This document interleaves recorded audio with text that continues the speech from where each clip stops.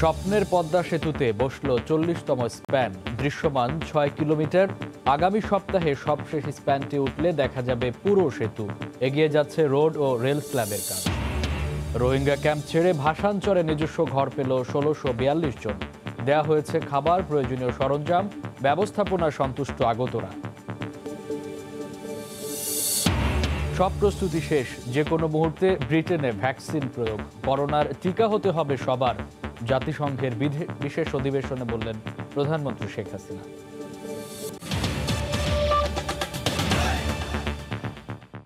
দেখছিলেন শিরোনাম, প্রবাসী সময়, সঙ্গে আছি আমি মামুন আব্দুল। অপেক্ষা আর মাত্র একটি স্প্যানের, তারপরই পুরোপুরি দেখা যাবে স্বপ্নের পদ্মা সেতু। শুক্রবার মাঝ নদীতে 40তম স্প্যান বসানোর পর দৃশ্যমান হলো 6 কিলোমিটার। সেতু কর্তৃপক্ষ বলছে এরপর গতি আনা হবে রোড ও রেল স্ল্যাব বসানোর কাজে। সাইফুল ইসলামের ছবিতে এহসান জুয়েলের রিপোর্ট। শীতের ভোরে মাত্র উকি দিচ্ছে সূর্য, তখনও নদীতে ঘন আস্তরণ মেলে আছে কুয়াশা। শুক্রবার ছুটির দিনের আমেজ কাটিয়ে একটু একটু করে তখন জাগছে পদ্মার দুই পারের মানুষ। গন্তব্য মাঝ নদীর 11 ও 12 নম্বর পিলার। খুব দূরে দৃষ্টি যায় না, তবু সামনের দিকে এগিয়ে চলা। চোখে পড়ে পদ্মা সেতুর 40তম স্প্যানটি। আগের দিন বৃহস্পতিবার পিলারের কাছে নিয়ে মাঝ নদীতে রেখে দেওয়া হয় স্প্যানবাহী ক্রেনটি। আশপাশে নৌযানগুলোর সঙ্গে কোনোরকম দুর্ঘটনা এড়াতে রাতভর ক্রেনটি পাহারা দেয় সেনাবাহিনীর সদস্যরা। সকাল 8টায় কাজ শুরু করার কথা হলেও কুয়াশার কারণে শুরু হয় 9:30টায়। কাজ এগিয়ে গেছে, সমান্তরালে পদ্মা সেতুর প্রকৌশলীদের বেড়েছে অভিজ্ঞতা, দক্ষ হয়েছে হাত। এতদিনে তাদের জানা হয়ে গেছে স্প্যান বসানোর দিনগুলোতে কী ধরনের জটিলতা থাকে, কি করে তা সমাধান করতে হয়। সর্বনিম্ন সময় মাত্র 1 ঘন্টায় তুলে দেওয়া সম্ভব 40তম স্প্যানটি। স্পিড বোটের সময় যায়, লঞ্চের সময় যায়, এই সময়টা আর কি গাড়িতে ডাইরেক্ট গেল গিয়া। পদ্মা সেতুর কাজ দ্রুত এগিয়েছে। পদ্মা সেতু হলে আমাদের খুব ভালো হবে। আমার সামনে সবকিছু হচ্ছে, দেখতে পাচ্ছি। আমার কাছে দেখতে অনেকটাই ভালো লাগছে। আর মাত্র একটি স্প্যান বাকি আছে, এরপরই স্বপ্নের পদ্মা সেতু পুরোপুরি দৃশ্যমান হবে। সেতুর স্প্যান বসানোর কাজ শেষের দিকে হওয়ায় এদিন কাজের অগ্রগতি দেখতে আসেন প্রকল্প পরিচালক, প্রধান পরামর্শক সহ সেতু কর্তৃপক্ষের ঊর্ধ্বতন কর্মকর্তারা। প্রথম থেকেই কনফিডেন্ট ইনশাল্লাহ পারবো, এবং আমরা করে দেখাই দিলাম। আমরা অনেকবারই বলেছি যে কাদম্বিনী মরিয়া প্রমাণ করলো, মরে নাই। আমরাও কাজ করেই দেখাবো যে কাজটা হচ্ছে। মহাপ্রান্তে আগে থেকে বসানো 10টি স্প্যানের সাথে নতুন স্প্যানটি যোগ হওয়ার পর পুরো সেতুতে বাকি থাকলো আর মাত্র একটি স্প্যান। আগামী সপ্তাহে সেটাও বসে দেওয়ার পরিকল্পনা এগুচ্ছে জোরে সোরে। ছিল অনিশ্চয়তা, প্রাকৃতিক আর কারিগরি শত জটিলতা। সবকিছু উতরে সময় এখন স্বপ্ন দেখার। দেশি বিদেশি সব সংশয়কে তুচ্ছ করে নিজেদের সক্ষমতার সবচেয়ে বড় প্রমাণ এই সেতুর মাধ্যমে বিশ্ব এখন জানবে অদম্য এক দেশ বাংলাদেশের নাম। অপেক্ষা আর মাত্র 1 সপ্তাহের। এহসান জুয়েল, সময় সংবাদ, মাওয়া, মুন্সিগঞ্জ। এদিকে 10 ডিসেম্বরের মধ্যে পদ্মা সেতুর বাকি একটি স্প্যান বসবে বলে জানিয়েছেন সড়ক পরিবহন ও সেতুমন্ত্রী ওবায়দুল কাদের। শুক্রবার সকালে তার সরকারি বাসভবনে ব্রিফিংয়ে তিনি একথা বলেন। আর মাত্র একটা স্প্যান বসার বাকি, সেটা 10 তারিখের মধ্যে আশা করছি আমাদের বিজয়ের মাসেই আমাদের সর্বমোট 41টি স্প্যান সবগুলোই বসে যাবে। এই সুখবরটা আপনাদেরকে আমি দিচ্ছি। রোহিঙ্গা স্থানান্তর প্রসঙ্গ, কক্সবাজারের ক্যাম্প ছেড়ে ভাসানচরে নিজস্ব ঘর পেলেন 1642 জন। শুক্রবার সন্ধ্যায় নিত্য প্রয়োজনীয় উপকরণ সহ তাদের নিজ নিজ আবাসস্থলে পৌঁছে দেন নৌবাহিনীর সদস্যরা। এর মাধ্যমে শুরু হলো এই রোহিঙ্গাদের উন্নত জীবনের পথ চলা। নতুন আশ্রয়স্থলে এসে খুশি তারা। নোয়াখালীর ভাসানচর থেকে সাখাওয়াত ত্রিপুর ক্যামেরা বিস্তারিত জানাচ্ছেন কমল দে। উখিয়ার কুতুপালং আশ্রয় শিবির থেকে নোয়াখালীর ভাসানচর দীর্ঘ যাত্রা এইসব রোহিঙ্গার। আর এই যাত্রাপথে রোহিঙ্গাদের মধ্যে বিন্দুমাত্র ক্লান্তি কিংবা অবসাদ ছিল না। দুপুর তখন 2টা। একে একে 7টি নৌ এবং সেনাবাহিনীর জাহাজ ভিড়ে ভাসানচর জেটিতে। জাহাজ থেকে নামে রোহিঙ্গারা প্রথমে ট্রানজিট ক্যাম্পে, তারপর গাড়ি যোগে নিয়ে যাওয়া হয় ওয়ের হাউসে। সেখানেও ছিল চমক, চকলেট এবং বেলুন দিয়ে বরণ করে নেওয়া হয় রোহিঙ্গা শিশুদের। সন্ধ্যা গড়ানোর আগে নির্ধারিত আবাসস্থলে পাঠানো হয় রোহিঙ্গা পরিবারগুলোকে। সবার মুখে কিন্তু হাসি, আজকে কিন্তু কোনো টেনশন নাই। আল্লাহর কাছে শুকরিয়া আদায় করার জন্য বলেছি, এবং একই সাথে এখানে যে ফ্যাসিলিটিগুলি কক্সবাজারে পেয়েছিল এখানে অনেক বেশি ভালো অবস্থানে থাকবে, সে ফেসিলিটিগুলি আমাদেরকে সহযোগিতা করার জন্য বলছি। এর আগে সকালে চট্টগ্রামের বোট ক্লাব জেটি থেকে শুরু হয় রোহিঙ্গা বহরের ভাষান্তর যাত্রা। একেবারে নতুন পথে নতুন আবাসে যাত্রা হলো। রোহিঙ্গাদের চোখে মুখে ছিল নতুন কিছুর স্বপ্ন, বরং নতুন জায়গায় উন্নত জীবনের আশা। রোহিঙ্গাদের যাত্রাপথ নির্বিঘ্ন করতে নৌবাহিনী ছিল ব্যাপক নিরাপত্তা ব্যবস্থা। মাননীয় প্রধানমন্ত্রী আরারে ঘোষণা করিল যারা নিজের দায়িত্ব আরো খুশি হয়ে যায়। ভালো এর তারপরে আর একটা বিভিন্ন ধরনের সমস্যা দেখি দিয়ে আনালাই তারপরে আর নিজস্ব হয়েছে কি বাসন সরম মাঝে আর নিরাপত্তা লাই আর বাসন সরম মাঝে বসবাস বাসন সর দিয়া হত দিবা জারি করে আর একটা শান্তি করে কি তাকে বললাই। ভাষাঞ্চলে রোহিঙ্গাদের থাকার উপযোগী আবাসস্থল তৈরির পাশাপাশি অন্যান্য সুযোগ সুবিধা নিশ্চিতে কাজ করছে নৌবাহিনী। রোহিঙ্গাদের স্বাবলম্বী হিসেবে গড়ে তুলতে নেওয়া হয়েছে সব ব্যবস্থায়।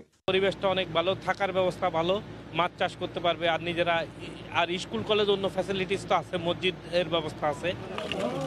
কক্সবাজারের টেকনাফ উখিয়ে বসবাসরত 12 লাখ রোহিঙ্গার মধ্যে 1 লাখকে ভাষাঞ্চলে সরিয়ে নেওয়ার সিদ্ধান্ত নেয় বাংলাদেশ সরকার। কিন্তু নানা শর্ত জুড়িয়ে জাতিসংঘ সহ আন্তর্জাতিক সংস্থাগুলো স্থানান্তরের বিরোধিতা করছিল। কমল দে, সময় সংবাদ, ভাষাঞ্চর, নোয়াখালী। এদিকে রোহিঙ্গাদের ভাষাঞ্চলে স্থানান্তরকে সরকারের অভূতপূর্ব সাফল্য বলে মনে করছেন নিরাপত্তা বিশ্লেষকরা। এর মাধ্যমে রোহিঙ্গাদের ঘিরে পশ্চিমা বিশ্বের ভূ রাজনৈতিক খেলা বন্ধের পাশাপাশি গতি আসবে মিয়ানমারের স্থায়ী প্রত্যাবাসন প্রক্রিয়ায়। রাশেদ বাপ্পি রিপোর্ট। মিয়ানমারের সরকারি বাহিনীর স্বজাতি নির্মূলের এই তাণ্ডব লীলায় বাংলাদেশ সীমান্তে 2017 সালের আগস্টে ঢল নামে রোহিঙ্গাদের। মানবিকতার সর্বোচ্চ প্রমাণ দিয়ে কক্সবাজার ও উখিয়াতে বাস্তুচ্যুত নিপীড়িত রোহিঙ্গাদের আশ্রয় দেয় বাংলাদেশ সরকার, যা আন্তর্জাতিক বিশ্বে কুড়ায় ভূয়সী প্রশংসা। দফায় দফায় আলোচনা, প্রত্যাবাসন চুক্তির পরও আঞ্চলিক ও আন্তর্জাতিক ভূ রাজনৈতিক নানা কূটকৌশলে 3 বছরেও একজন রোহিঙ্গাকেও মিয়ানমারে ফেরত পাঠাতে পারেনি বাংলাদেশ। অন্যদিকে খাবার, আবাসন, নিরাপত্তা, কর্মসংস্থান সহ সব সুযোগ সুবিধা নিশ্চিত করে রোহিঙ্গাদের ভাষাঞ্চলে নেয়ার প্রক্রিয়া নিয়ে বারবার প্রশ্ন তোলে আন্তর্জাতিক সংস্থাগুলো। সব বাধা পেরিয়ে ভাষাঞ্চলে রোহিঙ্গারা যেতে রাজি হওয়ায় পুরো বিষয়টিকে সরকারের অনেক বড় অর্জন হিসেবে দেখছেন বিশ্লেষকরা। এটা তো গোপনে নেওয়া হচ্ছে না, রাতের বেলাও নেওয়া হচ্ছে না। সুতরাং রোহিঙ্গারা স্বইচ্ছায় যাচ্ছে। আজকে এই রোহিঙ্গাদের যে স্থানান্তর শুরু হলো, কূটনৈতিক একটি যে প্রচেষ্টা, তার বড় সফলতা। আন্তর্জাতিক সম্প্রদায়ের বিরোধিতাকে রোহিঙ্গা সমস্যা জিইয়ে রাখার অপচেষ্টা উল্লেখ করে সমস্যার স্থায়ী সমাধানে চীনকে পাশে পেতে সরকারকে আরো উদ্যোগী হওয়ার পরামর্শ তাদের। পাশাপাশি এগিয়ে থাকতে হবে তথ্যযুদ্ধেও। যদি রোহিঙ্গারা এখন নিরাপদ জায়গায় যায়, তাহলে এই ভূরাজনৈতিক খেলা বা স্বার্থ পশ্চিমা বিশ্বের সেই জায়গাটি অনেক সংকুচিত হয়ে যাবে। আমার মনে হয় তখন চীন এগিয়ে আসবে। তারা যদি হ্যাপি থাকে মেন্টালিতে, আমাদের কোনো সমস্যা নাই, তখন তারাই অন্যদেরকে বলবে, ইন্টারন্যাশনাল কমিউনিটিকে বলবে, ডোনার এজেন্সিকে বলবে, তাদের কমিউনিটিকে বলবে যে আমরা খুব ভালো আছি। 2017 সালে 10 লাখ রোহিঙ্গা আশ্রয় নেয় বাংলাদেশে। এই সংখ্যা বর্তমানে ছাড়িয়েছে 12 লাখ। রাশেদ বাপ্পি, সময় সংবাদ, ঢাকা। পাকিস্তানের নবনিযুক্ত রাষ্ট্রদূতকে দেয়া প্রধানমন্ত্রীর বক্তব্যকে ইতিবাচকভাবে দেখছেন দেশের কূটনীতিক ও বিশিষ্ট নাগরিকরা। এই বক্তব্যের মাধ্যমে 71-এ পাকিস্তানের নৃশংস ভূমিকার জন্য বাংলাদেশ সরকার দেশটিকে ক্ষমা চাওয়ার বার্তা দিয়েছেন বলে মনে করছেন তারা। এছাড়া বাংলাদেশে পাকিস্তানের গণহত্যার বিচারের দাবি তোলার এখনই সময় বলেও মনে করেন বিশেষজ্ঞরা। রক্ত উজ্জিত স্বাধীনতার 50 বছরে পা রাখতে যাচ্ছে সেই দিনের সেই পরাধীন ভূমি। উন্নয়ন, আর্থসামাজিক বাস্তবতা, জ্ঞান বিজ্ঞান, এমনকি স্বনির্ভরতা নানা সূচকে আজ বাংলাদেশ ছাড়িয়ে গেছে পাকিস্তানকেও। বিশ্ব পরিমণ্ডলে মাথা উঁচু করে দাঁড়াচ্ছে দক্ষিণ এশিয়ার এই ইমাজিং টাইগার। গত বৃহস্পতিবার সন্ধ্যায় প্রধানমন্ত্রী শেখ হাসিনার সঙ্গে সৌজন্য সাক্ষাৎ করেন ঢাকায় নিযুক্ত পাকিস্তানের নতুন হাই কমিশনার ইমরান আহমেদ সিদ্দিকী। এই সময় পাকিস্তানের নারকীয় অত্যাচার বাংলাদেশ এখনো ভোলেনি উল্লেখ করে শেখ হাসিনা দূতকে জানান, পাকিস্তানকে কখনো ক্ষমা করা সম্ভব নয়। পাকিস্তানকে সাহায্য করলো ভারতের সঙ্গে। পরাজিত শক্তির প্রতি শেখ হাসিনার এমন দৃঢ় মন্তব্যের পর নানা মহলে বিষয়টি নিয়ে আলোচনা চলছে। কূটনৈতিক মহল ও সুশীল সমাজ মনে করছে তার এই বক্তব্যে মাথা না নোয়ানোর অনুপ্রেরণা পাবে জাতি।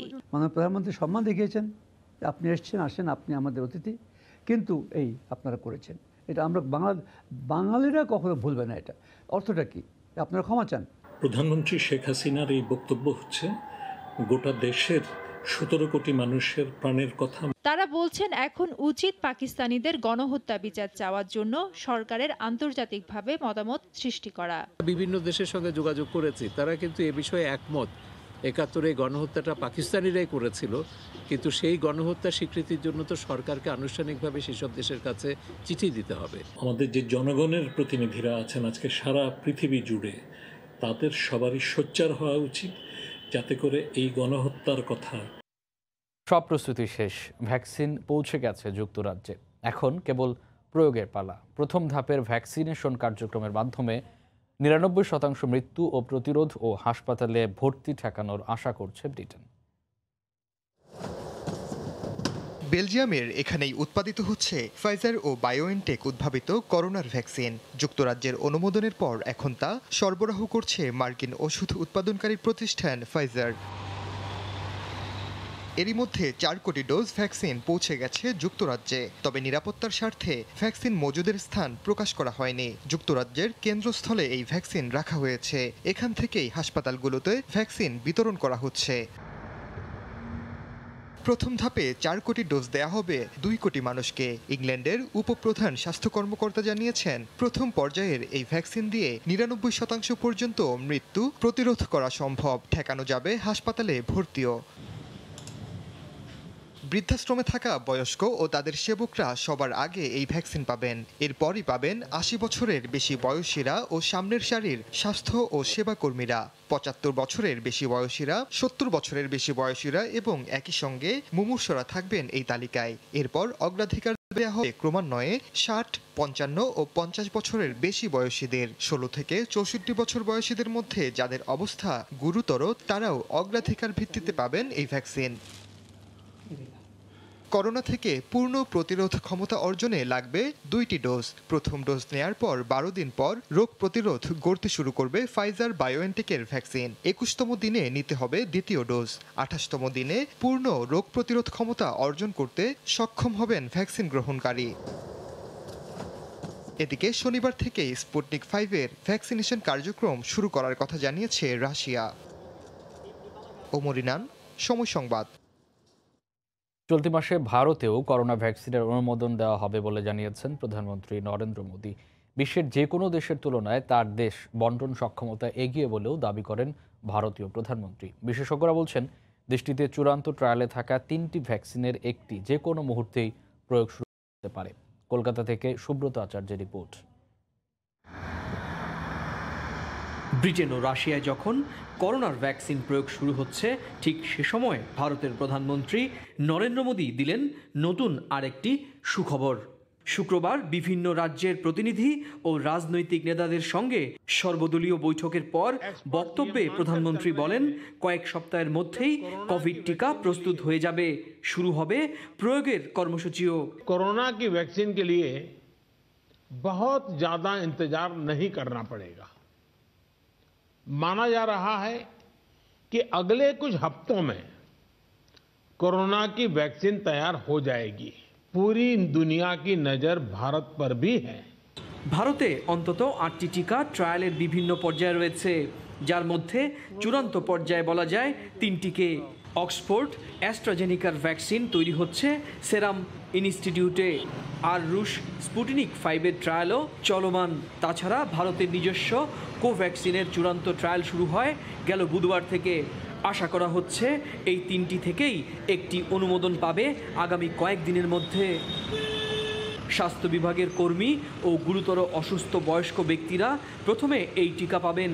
তবুও এই বিষয়টি নিয়ে রাজ্যগুলোর সঙ্গে আলোচনা হবে, আর টিকার মূল্য নিয়েও শেষ পর্যায়ের আলোচনা চলমান। সুব্রত আচার্য, সময় সংবাদ, পশ্চিমবঙ্গ, ভারত। জানুয়ারিতেই ভ্যাকসিন আসছে আয়ারল্যান্ডে।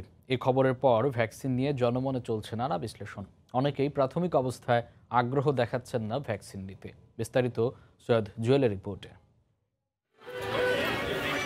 করোনা করোনার ভ্যাকসিন কবে আসবে এ নিয়ে অপেক্ষায় ছিল বিশ্ববাসী। কোন দেশের ভ্যাকসিন কতটা কার্যকরী হবে তা নিয়েও চুলচেরা বিশ্লেষণের শেষ নেই। কিন্তু যখনই বেশ কয়েকটি প্রতিষ্ঠান ভ্যাকসিন বাজারে আনা ঘোষণা দিল, তখন এর কার্যকারিতা নিয়ে সন্দেহ দানা বাঁধতে শুরু করছে জনমনে। কেননা করোনা নির্মূলে 100% কার্যকরী ভ্যাকসিনের ঘোষণা দিতে পারেনি কোনো প্রতিষ্ঠানই। তাই এখন অনেকেই আগ্রহ দেখাচ্ছে না ভ্যাকসিন নিতে। প্রথম ধাপের ভ্যাকসিন যারা নেবে তাদের বেলায় কার্যকরী ফল দেখলে তারপরেই ভ্যাকসিন নিতে চান কেউ কেউ। বায়োনটেক, ফাইজার বা আর যারা আছে কেউ 100% সফল বলতে পারছে না। তাই ভ্যাকসিন নিব কিনা নিব না এ নিয়ে দ্বিধাদ্বন্দ্বে আছি। যেহেতু জরুরি ভিত্তিতে অনুমোদন, অত্যন্ত সংক্ষিপ্ত ট্রায়াল, ভ্যাকসিনটার কার্যকারিতা একটু পর্যবেক্ষণ করে আমি এই ভ্যাকসিনটা আমার পরিবারের জন্য নেওয়ার সিদ্ধান্ত নিয়েছি। ভ্যাকসিন গ্রহণ নিয়ে জনমনে বিরূপ প্রতিক্রিয়ার সৃষ্টি হলেও মহামারীর সময় সংক্রমণ রোধে ভ্যাকসিনের সহজলভ্যতা আশার আলো দেখবে বলেই মনে করছেন বাংলাদেশি চিকিৎসক। অবশ্যই আমরা বলবো যে করোনার ভ্যাকসিনটা আমাদের এই সময়টাতে একটা আশার আলো। এই সময় আমরা যেন খুব কঠোরভাবে স্বাস্থ্যবিধি মেনে চলি, সেটাই সবার জন্য আমাদের কামনা। এদিকে গেল 1 ডিসেম্বর থেকে লকডাউন শিথিল হওয়ায় শপিং মলগুলোয় উপচে পড়া ভিড়ে সংক্রমণ আবারও বেড়ে যেতে পারে বলে আশঙ্কা করা হচ্ছে। বিশ্বে যখনই কোনো মহামারী এসেছে হারিয়েছি আমরা হাজার হাজার মানুষ। করোনায়ও প্রিয়জন হারানোর সংখ্যা নেহায়েত কম নয়। পার্শ্ব প্রতিক্রিয়া ও নিরাপদ ভ্যাকসিন নিয়ে মনের মাঝে যে সন্দেহ উকি দিচ্ছে সে সন্দেহ যেন বাস্তবে রূপ না নেয়, এমনটাই প্রত্যাশা। সৈয়দ জুয়েল, সময় সংবাদ, আয়ারল্যান্ড। প্রধানমন্ত্রী শেখ হাসিনা বলেছেন করোনা টিকা হতে হবে সবার, এজন্য ভ্যাকসিনের সহজলভ্যতা নিশ্চিতের আহ্বান জানিয়েছেন তিনি। জাতিসংঘের সাধারণ পরিষদে বিশেষ অধিবেশনে ভার্চুয়ালি যুক্ত হন প্রধানমন্ত্রী। এ সময় মহামারী মোকাবেলায় 3 দফা দাবি উত্থাপন করেন শেখ হাসিনা।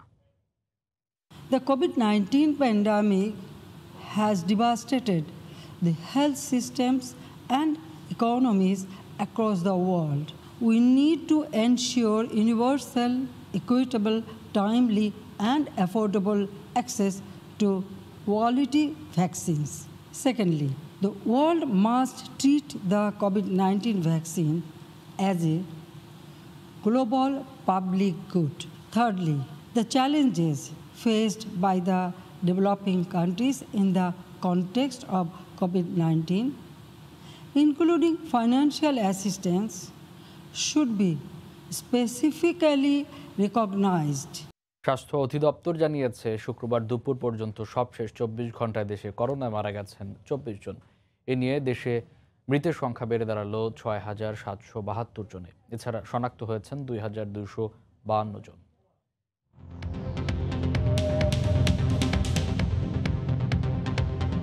গত 24 ঘন্টায় কোভিড-19 নমুনা পরীক্ষা করা হয়েছে 15,430 জনের। এ পর্যন্ত মোট নমুনা পরীক্ষা করা হয়েছে 28,36,411 জনের। 24 ঘন্টায় নতুন শনাক্ত হয়েছেন 2,252 জনের। এ নিয়ে দেশে মোট শনাক্তের সংখ্যা 4,73,991 জন। 24 ঘন্টায় মারা গেছেন 24 জন। এ পর্যন্ত করোনায় আক্রান্ত হয়ে মারা গেলেন 6,772 জন। করোনা থেকে 24 ঘন্টায় সুস্থ হয়েছেন 2,572 জন। এ পর্যন্ত সুস্থ হয়েছেন 3,90,951 জন।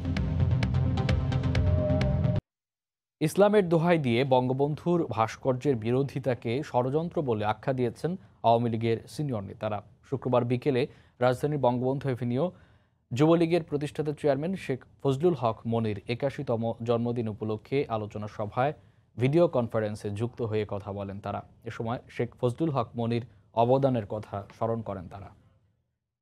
আমরা ধর্মভীরু জাতি, কিন্তু আমরা কিন্তু ধর্মান্ধ নয়। যে মৌলবাদের উত্থান হওয়ার পায়তারা, এটারও আমাদের গভীরে যেতে হবে। তুরস্ক, মিশর, ইন্দোনেশিয়া, মালয়েশিয়া, এমনকি তাদের প্রিয় পাকিস্তানেও কিন্তু ভাস্কর আছে, কিন্তু সেখানে ইসলাম যায় না। আর ইসলাম সচ্চরে যায় হলো বাংলাদেশের জন্য। এইরা সেই শক্তি যারা বঙ্গবন্ধুকে এই ভাস্কর বানাবার বিরোধিতা করছে। মননের আমলা দিয়ে বাংলাদেশের প্রশাসন চলতে পারে, এবং আজকে যে আমরা মূল্যায়ন করি তিনি সঠিক পথে করেছেন, কারণ অনেক ষড়যন্ত্রের সাথে সেই পাকিস্তানের যারা প্রতিনিধিত্ব করেছেন।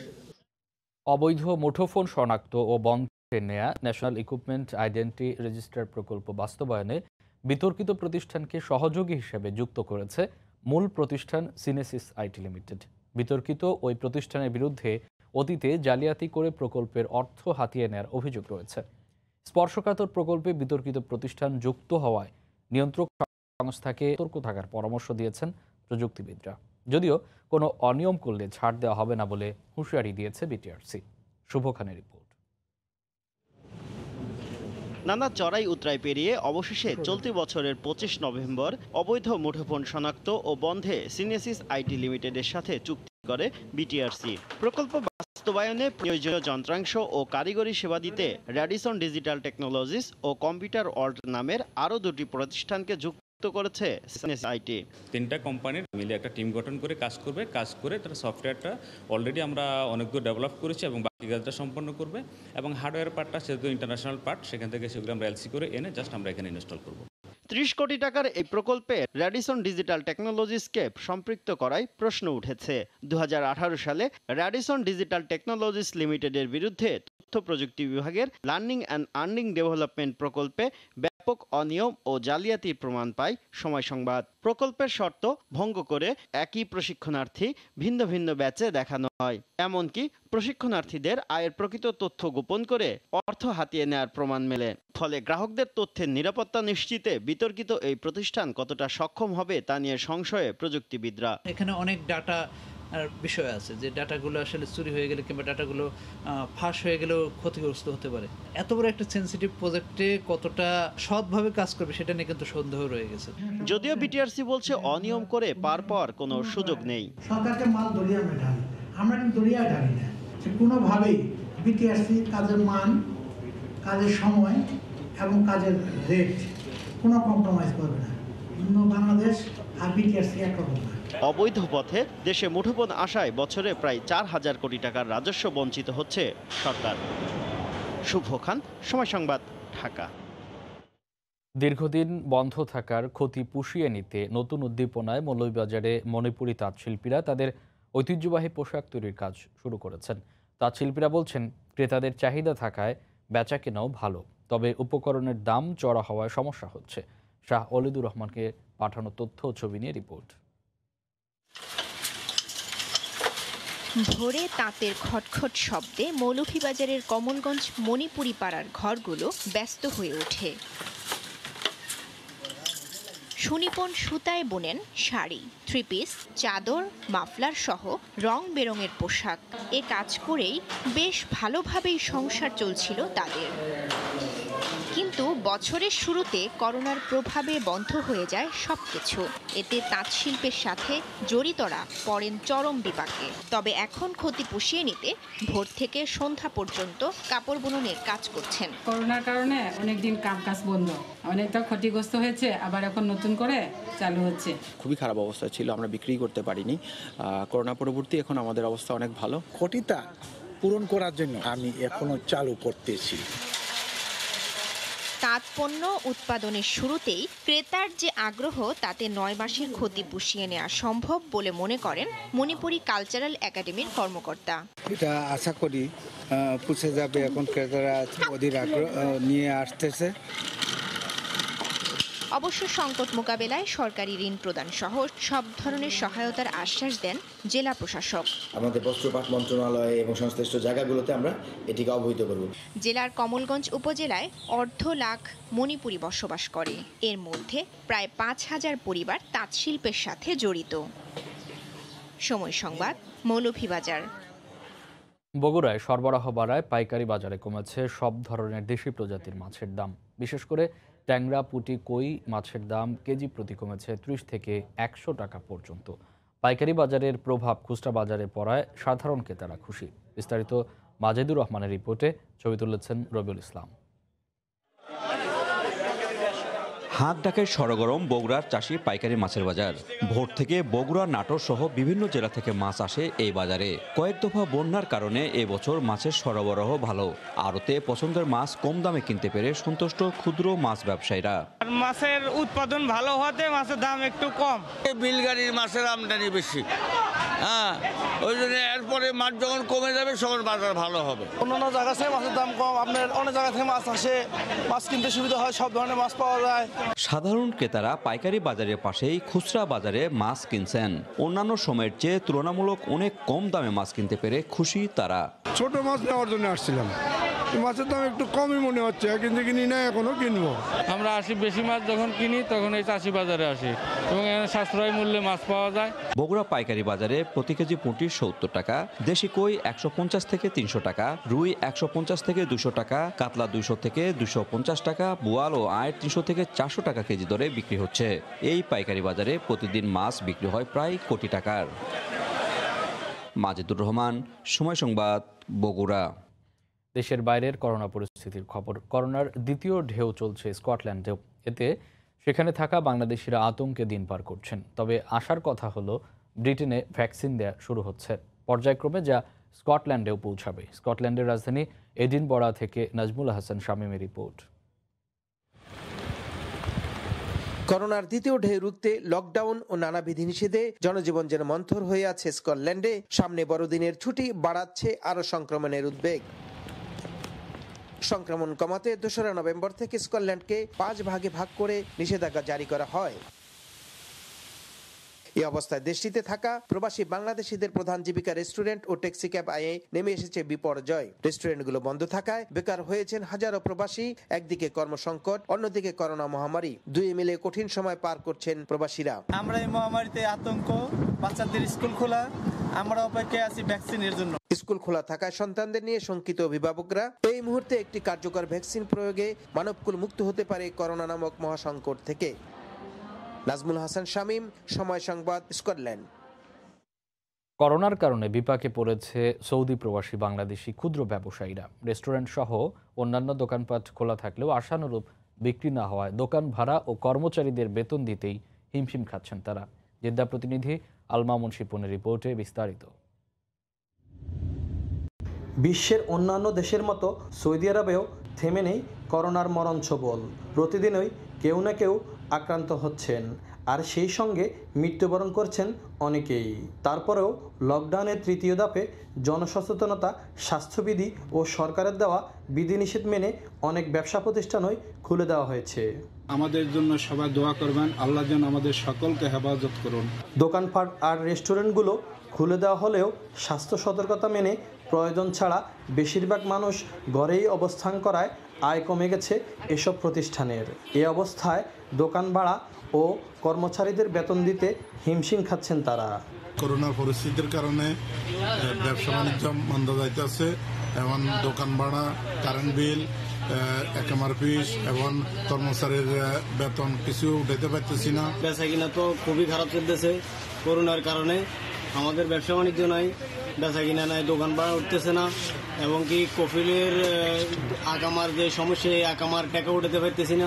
সংকটময় এই পরিস্থিতি মোকাবেলায় বাংলাদেশ সরকারের প্রতি বিনামূল্য বিনিয়োগের সুযোগ সুবিধা দেওয়ার অনুরোধ জানিয়েছেন প্রবাসীরা। বাংলাদেশ সরকার ও দূতাবাস যেন এই দুর্দিনে ব্যবসায়ীদের প্রতি সহযোগিতার হাত বাড়িয়ে দেয়, সেই দাবি করছেন তারা। আলমা মুন্সিপন, সময় সংবাদ, জেদ্দা, সৌদি আরব।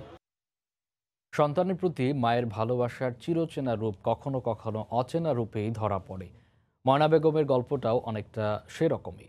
যখন বড়দের নৃশংসতার শিকার হচ্ছেন শিশুরা, ঠিক তখন সন্তানের প্রতি মানসিক ভারসাম্যহীন এক মায়ের ভালোবাসা নজর কেড়েছে সবার। ঢাকার আদালত চত্বরে ঠাঁই হওয়া আশ্রয়হীন সেই মায়ের গল্প জানাচ্ছেন মার্জিয়া মোমো।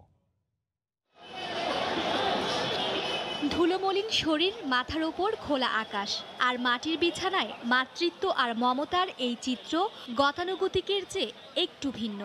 দারিদ্রতা কিংবা অনিশ্চিত ভবিষ্যৎ, কোনো কিছুই যেন ম্লান করতে পারেনি সন্তানের প্রতি মানসিক ভারসাম্যহীন এই মায়ের ভালোবাসা আর দায়িত্ববোধ। অন্তঃসত্ত্বা অবস্থায় মানসিক ভারসাম্যহীন ময়না বেগমকে রাস্তায় ফেলে রেখে যান স্বামী। সন্তান প্রসবও হয়েছে রাস্তায়। কন্যা মনির বয়স এখন 4। নিজে খেয়ে না খেয়ে সাধ্যমতো সন্তানকে তিল তিল করে বড় করেছেন। অন্যের কাছে হাত পেতে হলেও সন্তানের মুখে দুমুঠো খাবার তুলে দেওয়ার গর্বের হাসিও তাই ফুটে ওঠে এই মায়ের। ভাইয়াই তো ওইটা খাবাইছে, দুইটা ভাই ভাই ওই একটা ভাইয়া 20 টাকা দিছে, ভাত খাইতাম, আর একটা ভাইয়া দিছে 10 টাকা। মাথা গোজার ঠাঁই নেই তো কি হয়েছে, মমতার আঁচল দিয়ে আদালতের চত্বরেই শিশু সন্তানকে বড় করেছেন তিনি। নিজে মানসিক ভারসাম্যহীন হলেও স্বপ্ন দেখেন মেয়েকে সুশিক্ষিত করার। বড় ভাই দাদি এনে পারে, দাদি আছে, দাদি মা আছে, মা নাই, মা বিয়া করছে, মা মোর ছোট থেকে মা মরেছে গা। প্রতিবন্ধী এই মায়ের চোখে কন্যার সুন্দর জীবনের স্বপ্ন, তাই তো আবারও শুরু হয় তার পথ চলা। সমাজের বিত্তবানরা এগিয়ে আসলে হয়তো ময়নার স্বপ্ন পূরণ হবে। মার্জিয়া মুমু, সময় সংবাদ, ঢাকা। এ পর্যায়ে শীর্ষ সংবাদ জানিয়ে দিচ্ছি আরেকবার। স্বপ্নের পদ্মা সেতুতে বসল 40তম স্প্যান, দৃশ্যমান 6 কিলোমিটার। আগামী সপ্তাহে সবশেষ স্প্যানটি উঠলেই দেখা যাবে পুরো সেতু। এগিয়ে যাচ্ছে রোড ও রেল স্ল্যাবের কাজ। রোহিঙ্গা ক্যাম্প ছেড়ে ভাসানচরে নিজস্ব ঘর পেল 1642 জন। দেয়া হয়েছে খাবার, প্রয়োজনীয় সরঞ্জাম, ব্যবস্থাপনা সন্তুষ্ট আগতরা। এবং সব প্রস্তুতি শেষ, যে কোনো মুহূর্তে ব্রিটেনে ভ্যাকসিন প্রয়োগ। করোনার টিকা হতে হবে সবার, জাতিসংঘের বিশেষ অধিবেশনে বললেন প্রধানমন্ত্রী শেখ হাসিনা। এই ছিল প্রবাসের সময়, সঙ্গে থাকুন সময়।